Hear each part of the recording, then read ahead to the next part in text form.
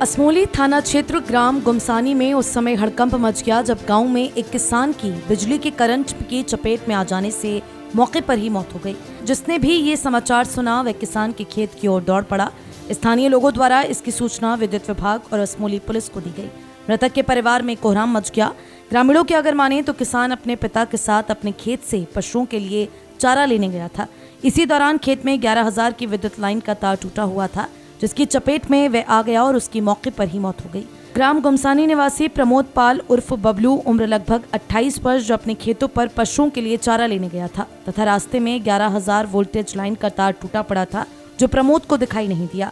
वह उस टूटे तार की चपेट में आ गया जिसमें लाइट आ रही थी।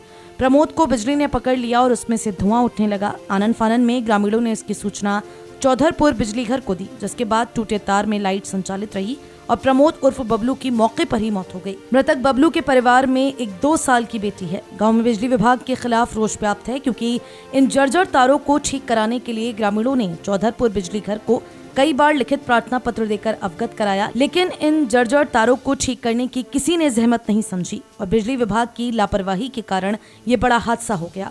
असमोली थाना प्रभारी भी फोर्स के साथ घटनास्थल पर पहुंचे और मृतक का पोस्टमार्टम के लिए डेड बॉडी को जिला मुख्यालय संभल भिजवाया। डेड बॉडी जब गांव पहुंची तो परिजनों में ग्रामीणों में कोहराम मच गया। ग्रामीणों ने डेड बॉडी को गुमसानी रतनपुर मार्ग पर रोड के बीच रख दिया और जाम लगाने की कोशिश की क्योंकि ग्रामीण व परिजन बिजली विभाग के खिलाफ कार्यवाही की मांग कर रहे थे। ग्रामीणों ने चौधरपुर बिजली घर कर्मचारियों पर पैसे लेकर भी काम न करने का आरोप लगाया, जिसके बाद असमोली थाना प्रभारी ने ग्रामीणों को समझा बुझाकर शांत किया और बिजली विभाग के खिलाफ कार्यवाही का आश्वासन दिया गया।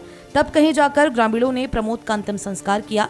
अब देखना यह है कि प्रशासन इन लापरवाह बिजली कर्मचारियों के खिलाफ क्या कार्यवाही करता है। पीड़ित परिवार से जब इस मामले को लेकर बात की गई तो मृतक के बड़े भाई द्वारा बताया गया, सर वो बिजली विभाग की लापरवाही की वजह से हुआ क्योंकि लाइन टूटी रात को 8 बजे और सुबह 5 बजे भी उन्हें सूचित किया गया कि लाइन टूट गई, लेकिन उन्होंने ना तो वहाँ से सिट डाउन दिया और ना ही कोई सूचित करा और ना ही उन्होंने कोई तार बांधने के लिए आया।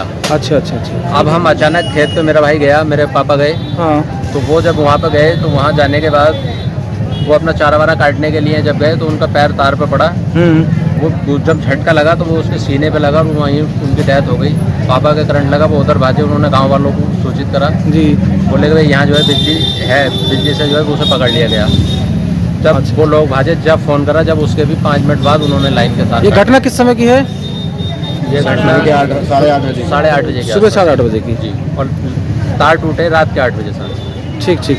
अब तो पोस्टमार्टम वगैरह हो गया है, तो आप क्या कार्रवाई चाहते हैं? सर हम ये चाहते हैं कि एक तो वो जर्नल लाइन है, हम कई बार बिजली विभाग में जाकर सूचित कर चुके हैं कि ये खंभा बिल्कुल टेढ़ा है और हमारे बीज खेत से हटाकर सर इसको जो है टोल के किनारे ले लिया जाए, जिससे कि हमारी बीज फसल में हमें नुकसान की आशंका बनी रहती है।